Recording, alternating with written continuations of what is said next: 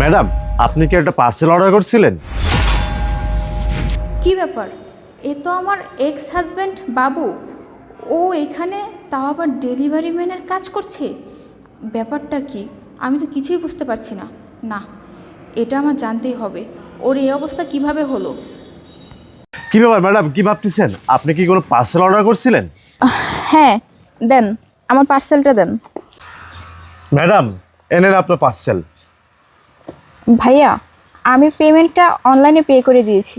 জি, আপনার পেমেন্টটা অনলাইনে পেমেন্ট করা আছে। তাহলে ম্যাডাম আমি এখন আসি। ভাইয়া শোনেন, জি ম্যাডাম, বলুন। আসলে ভাইয়া আপনাকে আমার খুব চেনা চেনা মনে হচ্ছে। আপনার বাসা উত্তরা 18 নম্বর সেক্টর না? জি ম্যাডাম, কিন্তু আপনি জানলেন কিভাবে? আম, আমি জানলাম, আমি হচ্ছে আপনার ওই যে ওয়াইফ আছে না, আপনার ওয়াইফের বান্ধবী। ও, আমার স্ত্রীর ফ্রেন্ড আপনি, ওই যে মেঘলা। আচ্ছা আচ্ছা, এখন চিনতে পেরেছি আপনাকে। আচ্ছা ঠিক আছে, তাহলে থাকেন। আমার তো অনেকগুলো পার্সেল আছে, এই পার্সেলগুলো আরও অনেক বাসায় দিতে হবে। তাহলে আমি এখন আসি। হ্যাঁ ভাইয়া দাঁড়ান।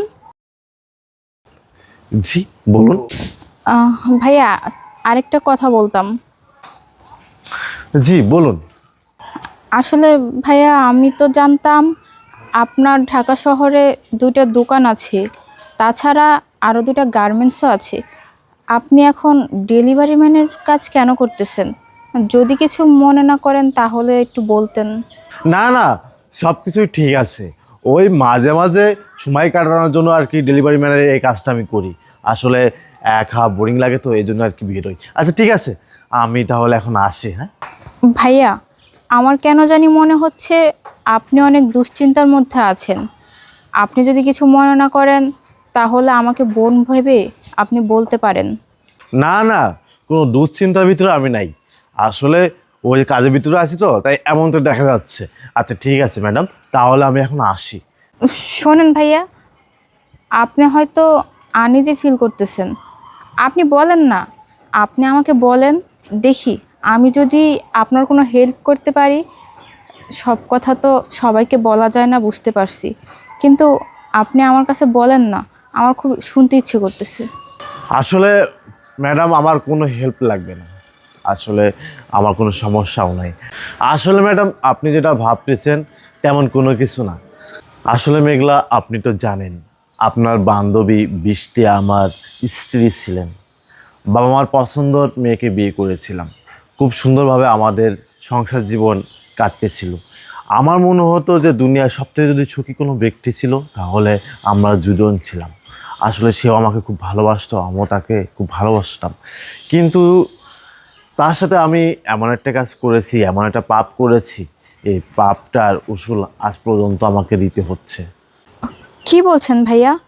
আপনার ভুলের মাসুল আপনাকে পেতে হচ্ছে মানে? আমি তো কিছুই বুঝতে পারছি না। আপনি কি এমন ভুল করেছেন? আরেকটা কথা, আমার বান্ধবী বৃষ্টি কি আপনাকে ভালোবাসতো না? আপনি যে বলতেছেন ভুলের কথা। আপনার বান্ধবী আমাকে প্রচণ্ড ভালোবাসতো। আপনার বান্ধবী যে এত ভালোবাসতো, এই দুনিয়াতে আমাকে মনে হয় দ্বিতীয় কোনো ব্যক্তি এভাবে ভালোবাসবে না। কিন্তু ওই যে একটা কথা বললেন আপনি, যে জীবনে এমন কি অন্যায় বা অপরাধ আমি করেছি যে সাজা আমার এখন ভর্তি হচ্ছে। আসলে তাহলে আপনি শুনুন, আমি আমার স্ত্রীকে রাখার পরেও আমি অন্য একটা মেয়েকে ভালোবাসি, অন্য একটা মেয়েকে বিয়ে করি। আর আমি তাকে বিয়ে করে এই বৃষ্টির সাথে আমি খুব খারাপ ব্যবহার করি। এমন কোনো দিন ছিল না, এমন কোনো রাত ছিল না আমি বৃষ্টির সাথে খারাপ ব্যবহার করিনি, বৃষ্টির গায়ে আঘাত করিনি। আমি সবসময় যেন বৃষ্টিকে যেন দেখতেই পারতাম না, বৃষ্টিকে সবসময় আঘাত করতাম। কিন্তু আমি এটা ভুলে গিয়েছিলাম যে বৃষ্টি আমাকে খুব ভালোবাসে, আমিও বৃষ্টিকে একসময় ভালোবাসতাম।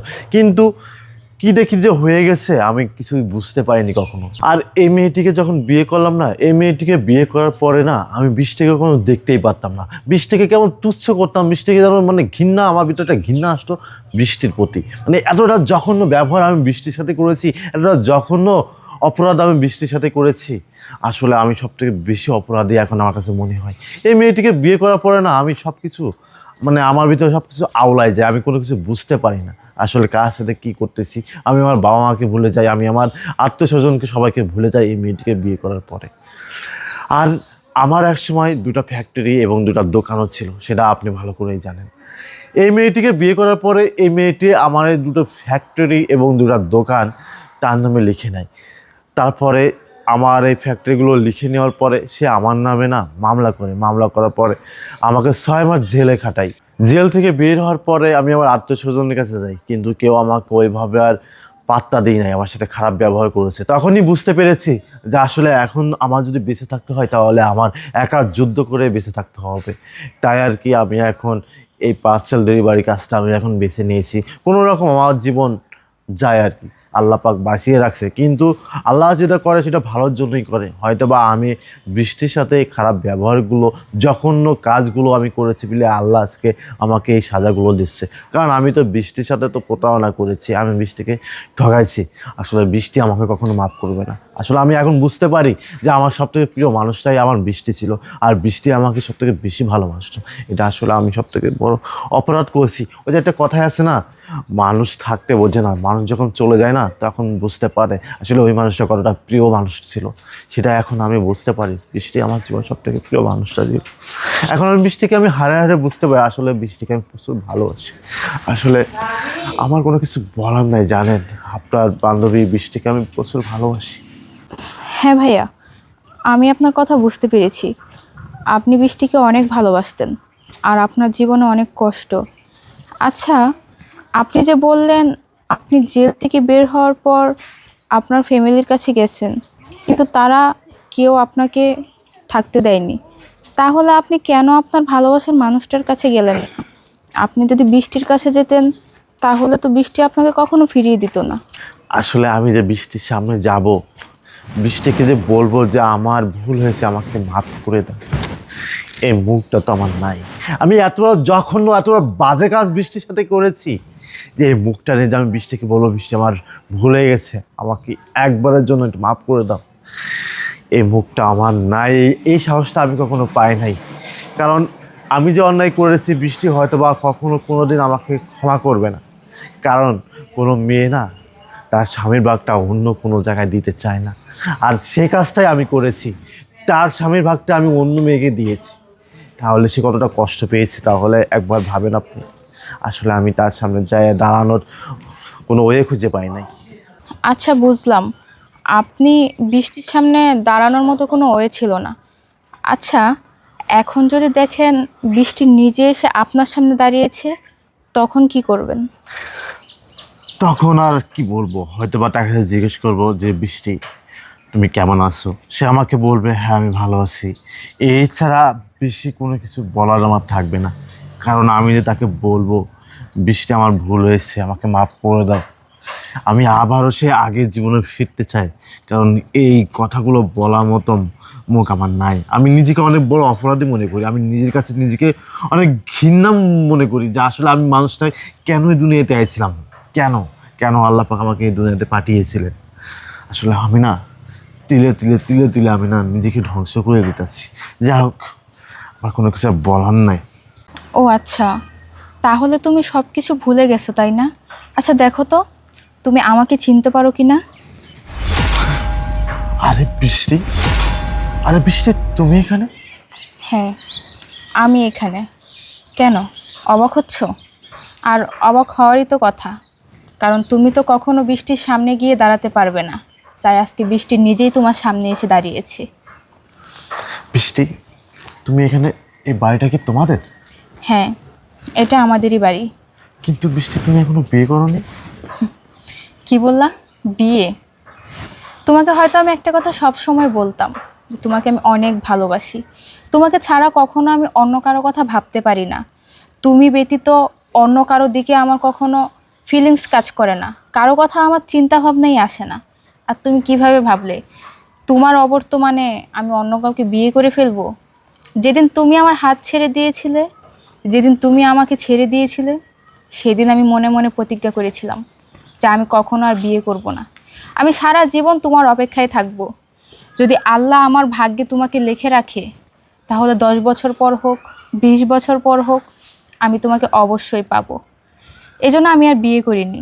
দেখো, আজকে আবার তোমার সাথে আমার দেখা হয়ে গেছে। কি অদ্ভুত, তাই না? আমি কখনো কল্পনাও করিনি যে এইভাবে তোমার সাথে আমার দেখা হবে আর তোমার এরকম পরিস্থিতি আমার দেখতে হবে। যাই হোক, আল্লাহ যা করেন ভালোর জন্যই করেন। এক কথায় বলতে গেলে তুমি যে তোমার ভুলগুলো বুঝতে পেরেছো, এটাই অনেক কিছু।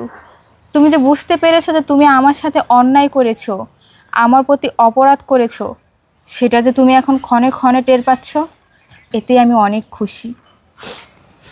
বৃষ্টি, বৃষ্টি আমার ভুল হয়ে গেছে। আমি আসলে নিজেকে কখনো মাপ করতে পারবো না যতক্ষণ তুমি আমাকে মাপ না করবে। আমি এত বড় অন্যায় করেছি, এত বড় অপরাধ আমি করেছি যে আমি আমার নিজের কাছে কখনো মাপ করতে পারি নাই। আমি কখনো তোমার সামনে যে আমি আসতে পারবো এটাও আমি কখনো ভাবতে পারি নাই।